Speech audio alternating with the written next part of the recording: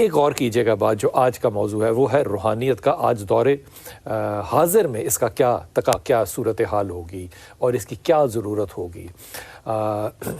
میرے ساتھ جو مہمان ہیں پہلے ان کا تعارف آپ سے کروا دوں پھر آگے بات کرتے ہیں۔ جناب آصفہ جبرائیل، السلام علیکم، خیریت سے ہیں؟ اور انتہائی محترم ہمارے ساتھ جناب حسن رضا بھائی، السلام علیکم۔ وعلیکم السلام، خیریت سے؟ الحمدللہ۔ اور جناب انتہائی محترم قاری شفیق الرحمان صاحب، السلام علیکم۔ وعلیکم خیریت سے؟ السلام۔ اور انتہائی محترم اور انتہائی شفیق، اور میں کہنا چاہتا تھا کہ ہم ان کا نمک کھاتے ہیں لیکن ابھی تک انہوں نے ایسی ابتدا کی نہیں ہے، انشاءاللہ ضرور کریں گے۔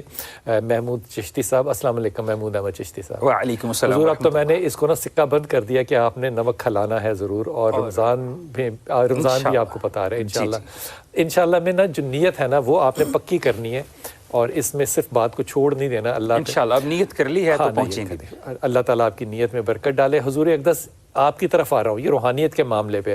دیکھیے اگر کوئی شخص کسی سے بھی پوچھے نا کہ آپ پیدا ہونے سے پہلے کہاں تھے، تو اس دنیا میں کسی کا اگر اجازت دے تو میں وہ لفظ کو نرم کر دوں، کسی کا ابو بھی اس کا جواب نہیں دے سکتا، چاہے وہ سائنسدان ہو چاہے سائنسدان کا باپ ہو۔ لیکن اگر کوئی یہ پوچھے کہ جناب مرنے کے بعد آپ کے پاس کیا ہوگا، تو کسی کا پھر ابو نہیں اس کا جواب دے سکتا، سوائے چاہے وہ سائنسدان ہو، چاہے وہ البرٹ آئنسٹائن ہو، چاہے وہ جو مرضی ہو، نہیں جواب دے سکتا۔ اس کا جواب پتہ ہے کون دے سکتا ہے؟ صرف ایک مسلمان۔ اور مسلمان کیوں اس کا جواب دے سکتا ہے؟ کیونکہ اس کو کہتے ہیں مذہب کی سٹڈیز کے اندر لینئر ریلیجن۔ کچھ سائیکلک ہوتے ہیں، کچھ لینئر ہوتے ہیں۔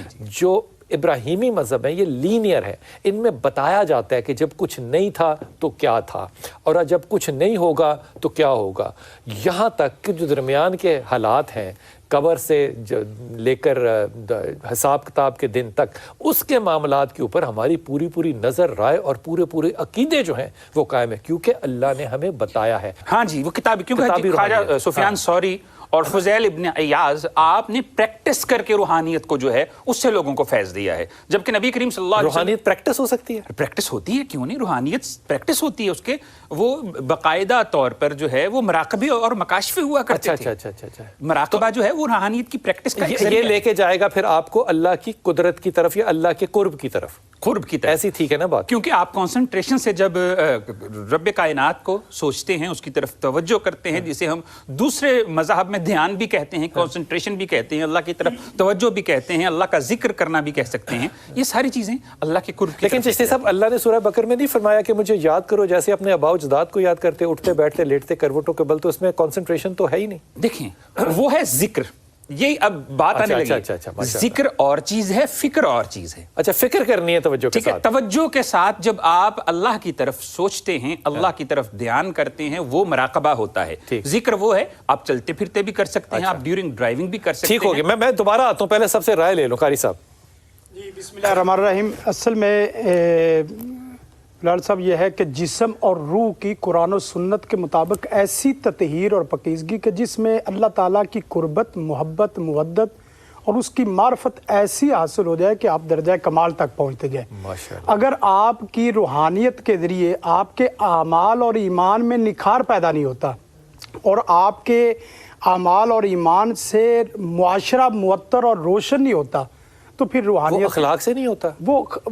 وہ بھی اسی قرآن و سنت کے ذریعے وہ دو اخلاق کو بھی آپ روحانیت سمجھیں؟ ہاں جی، دو چیزیں اگر آپ کے اس سوال سے یہ ہے، ایک روحانیت کا وہ تعلق ہے جو تعلق باللہ آپ کا مضبوط کرتا ہے، اور ایک اللہ سے، اور ایک روحانیت کا وہ تعلق ہے جو آپ کو مخلوق کی خدمت پہ اور مخلوق شریعت یہ نہیں کرتی؟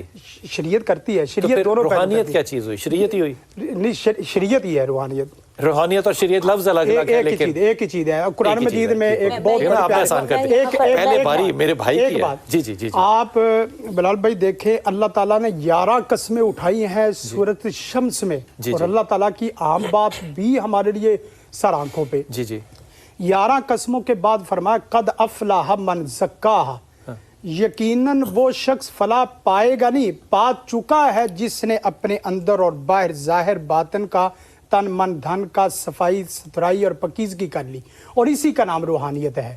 اس کو آپ شریعت کے نام سے دے دیں، اس کو آپ طریقت کا نام دے دیں، منافقت نکالنے کا نام بھی دیتے ہیں۔ ہاں، منافقت بھی اس کے، اگر منافقت ہی نکلتی تو روحانیت کے تو اب آپ دیکھیں جو منافق نہیں ہے وہ روحانی ہے نہیں۔ دیکھیں 3 چیزیں، آپ کا جسم بھی پاک صاف ہو، آپ کی وضو میں ہو، روح بھی रूह भी पाक साफ। वो कैसे हो? रूह कैसे पाक हो? रूह पाक साफ होने का मतलब यह है कि अखलाक रजीला जितने हैं, हाँ। और अखलाक रजीला में अखलाक रजीला, हाँ, ये जो कौन से बदे हैं? और बुरे अखलाक, अच्छे और बुरे अखलाक। बुरे अखलाक जितने हैं वो दिल से बुराई को बिल्कुल अखलाक तो बाहर ना हैं। कहे ना कारी हाँ जी? साहब, उसको अखलाक तो ना कहे कि बुरा नहीं, अखलाक है। अखलाक अखलाक तो अच्छा ही होगा ना। जी, अखलाक जो अच्छे हैं वो आपके दिल में समाते जाएं, अच्छा। और बुरी चीजें जितनी हैं और ये कौन फैसला करेगा कि अच्छा कौन सा है और ये बुरा कुरान कौन सा है? सुन्नत करेगा। तो फिर शरीयत और ही हुई। फिर साथ, हाँ जी, शरीयत ही है। हम हमारे यहाँ रूहानियत और शरीयत एक ही एक ही चीज़ है। चीज आप जी